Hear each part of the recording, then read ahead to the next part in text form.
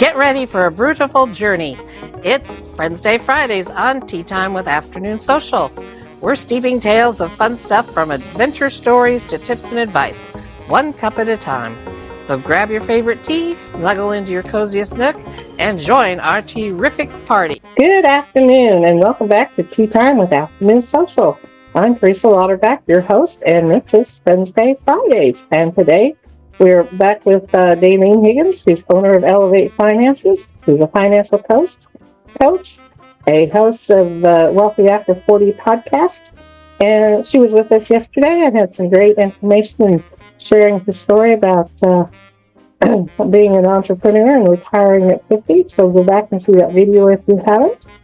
But today we're going to learn a little bit more about the fun side of Dalene. And she mentioned yesterday she loves to read books. So, hi, Dalene. How are you today? Great, Teresa. Glad to be back. Well, we're going to title this episode, "The Pages from a Fiction Fanatic." So, Dalene, we'll share a little bit about your love for reading and how we can afford books and making time for reading. That's also a budget with your time. And getting the most out of your experience. So, Dalene, I'm going to turn it over to you and let you share a little bit about your fiction love there. I love fiction. Now, I will read a nonfiction if I'm wanting to grow in that certain area. But what's funny is I don't really keep track of those. So, fiction is my game. Fiction is my escape. I have been a reader since as far back as I can remember. So, yeah, I want to talk about, because everybody's like, well, how do you read so much? Honestly, I don't watch TV. So if you think about the time that you spend watching, which is fine. I mean, that's your pleasure. You should do it, you know.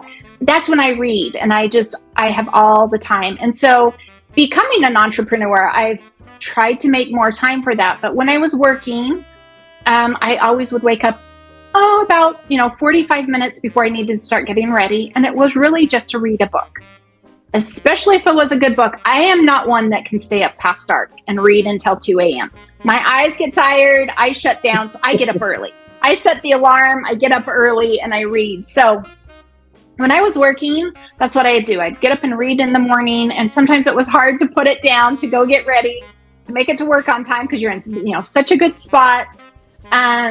And so when I would come home, I would hurry and get dinner done. And, then that's what I would do for the rest of the night was read, after I got all my chores done and everything. And I had friends ask my daughter, they're like, how does your mom, read so much? And she's like, she schedules her time. She schedules her reading, and she just had learned that that's what I do. And so I read anything fiction. I got my love of reading from my mom. So I've gone from, mysteries and thrillers to romance to back to mysteries and thrillers to I love a good historical fiction. I love a good women's fiction. You name it, I'll read it. So right now I am a real big romance reader.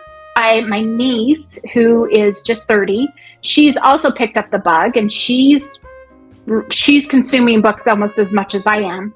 And so we've been going to book festivals together. And so readers conventions, and just meet up with the authors and other readers. And so it's been a lot of fun to have, a partner in crime, considering that I used to have my mom as my partner in crime. And so, I love to read. And so I just finished a book early this morning, and it was book 86 for the year.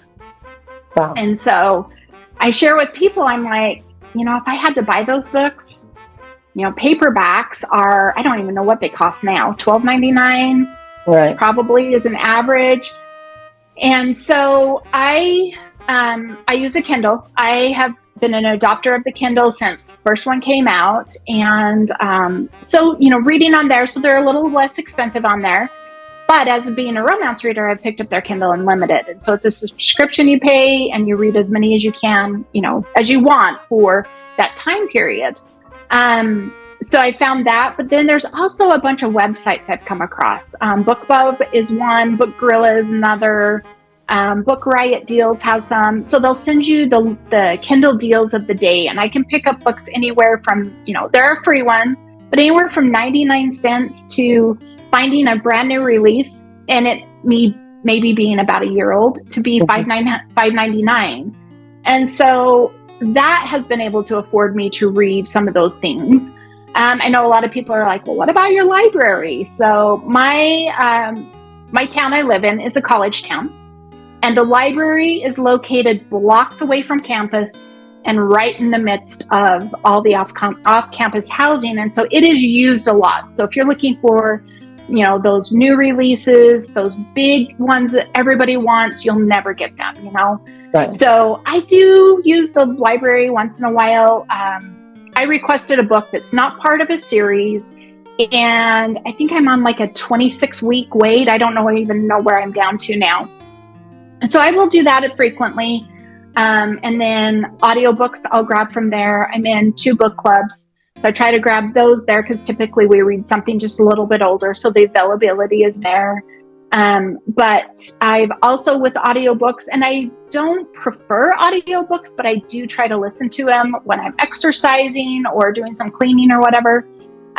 Chirp is an inexpensive place to grab, cheaper ones, as well as you can do your Audible. Okay. So yeah, lots of reading going on. There's your secondhand stores. I do not mind reading a secondhand book. So I love going to used bookstores, scavenging, looking through it, just spending my time carousing. There's an online called Thrift Books where you can order. Yes. Online. Yes. Yeah. Yes. So there's lots and lots of resources. So I just I was probably about 8 years ago. I hadn't been to the library in a while, and I'm like, okay, I'll go be a patron, true patron of the library. So I had a list of like 8 authors. Now, mind you, I didn't have books. I had 8 authors. I walked out with 1 book. That was the big use of art. So our library is very hard. And so I left and I called my mom and I said, oh, I remember why we don't frequent the library anymore. And so she's like, yeah, it just is a heavy use. So I don't know how other libraries are. Hopefully they're better, but that's how I've been able to manage, to be able to read, and then obviously sharing books with friends and, with my nieces as well, and just passing those through. So if you do buy one, which I do, pay full price occasionally, because there's just some of those you need to have and want to have and be able to do that. But if I had to pay for 86 books at $12.99, I wouldn't be able to afford the level of reading that I do now. So I'm grateful for all of those opportunities and things. And yeah, love to read. So, and let alone your house being full of books. Exactly. Yeah. So yeah, I typically don't, and I'm not a rereader. Typically not a rereader. Very few series will I hang on to and think I'll read later. And so my husband's like, you still have a lot of books. And I'm like, no, I just haven't read these ones yet. So well, I have kind of a little opposite passion. I like to get the old antique books. I collect, I like a couple of 3 from the 1800s. I've got one from it was my great grandmother's geography textbook from 1900. Oh. So, I like, those are the kinds of things I like to save and collect. Yeah. Room for. Exactly. Shelf worthy and to keep hanging on to. So yeah. How do you get the most out of your reading experience? So you just kind of spend a lot of time, but do you get, and with your book clubs, you get to discuss these books with other people, or? Yeah, so I have 2 book clubs. One's a family one and one's just a friend one. And so, we take turns choosing one, which I love being a part of a book club because it does force me out of the realm of what I'm normally reading or what I really am wanting, maybe stuck reading. So I love having a book club where it, forces you to read something different. We just read one last month that was a historical fiction, but I don't think I would have ever come across the author. Her name was Sandra Dallas, and it just was such a really good book. There's so many historical fictions that are written during the Nazi era and Hitler period and all of that. But this one was actually like the late 1800s in American fictional history, or, historical fiction. And I love, being over here. And this one was based in Colorado, and just with the miners and what they were doing and exploring. And so I love to be able to hear other people's ideas about, what they got from the book, or if I didn't like something, why they did, or, different views on perceptions in there. So the one we read, the lady had a sign at her house called "Prayers for Sale." Yeah, she wasn't selling prayers, but it was an attraction piece. I think people stopped by to visit with her, and it was just, so I just love discussing those different ideas from all the different perspectives. So Right. yeah, it's been a lot of fun. Yeah, because reading you can get locked into being by yourself all the time. So it is a non-social activity. So Exactly. But it is good to have a book club and be able to talk to people about what you're reading and get back outside yourself and not just trapped in your own world. Yeah. Yeah. So when my niece and I headed out to our very first, book event, I didn't know what to expect. And this is as far as age-wise, so it was mainly romance. I did have some history or some historical fiction and some mystery there as well, but very few.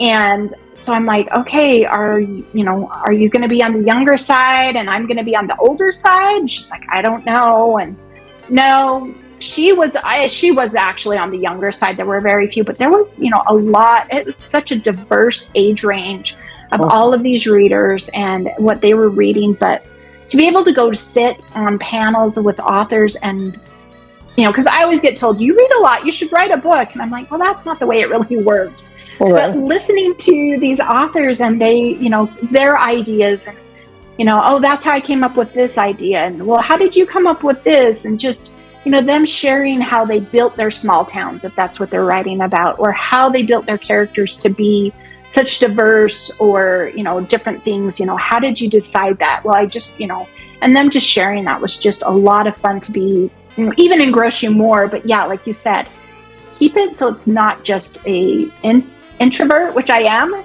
introverted activity, that you're actually involved with these people and just, experiencing their ideas and their growth. And so, yeah.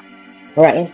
And fiction is a different critter from nonfiction because, like I said, authors have to create the whole world for you to get into the story. But I see a lot of coaches and things writing the nonfiction, the how-to books and the ebooks and all that. So, Yep. And I was watching an author the other day on Instagram. She was sharing, so her one book just released at the beginning of August of this new series. And so she was sharing book 2 and book 3, but she's kind of got herself in this corner because then she wanted this and this to happen. And so she wasn't sharing a whole lot. She was sharing who it was, but she's like, I backed myself into a corner. Now I got to figure out how to get myself out of it. Yeah. And just that, realizing that thought process of, building the world, building the generations, building the storylines that tie together is like, oh my gosh, it's crazy. It's crazy. Yeah, I've attempted to. I've got a book that I've been writing for like 2 or 3 years now. That's a mystery story, but I keep getting stuck in all of the fictional world of. But I took real life scenes from where my son lives, and so that it was a little bit easier in creating. But if you have to create some complete nothing, I don't see how some of these authors do that. When you're reading those stories, you get into you forget where you're at. I think you can get lost in it. And Exactly. Yeah, she had created this map, and I'm just like, you had to create the map for you. Yes, it's nice for us to have and kind of have the visual, but yet, they have to have their maps and know where they're at, what they're talking about. One author, she's like, in my small town, I think I moved to the bar across the street at one point in the series. So it's like, okay, I didn't catch that. So, yeah. Well, do you have one last piece of advice for our audience before we go today? if you love to read fiction, enjoy it and I know I saw the other day on Instagram, somebody said, for every 2 fiction books, I'm reading a nonfiction. You know what? If you enjoy fiction, just go read. Just go read and enjoy. All right. Well, thank you, Dalene, for joining us here on Wednesday Fridays. And she will be back with us tomorrow for Show and Tell Saturdays, where we're going to get to learn more about the coaching services and the podcast. So thank you again, Dalene, for joining us, and we will see you tomorrow. Bye-bye. Thank you. Bye-bye.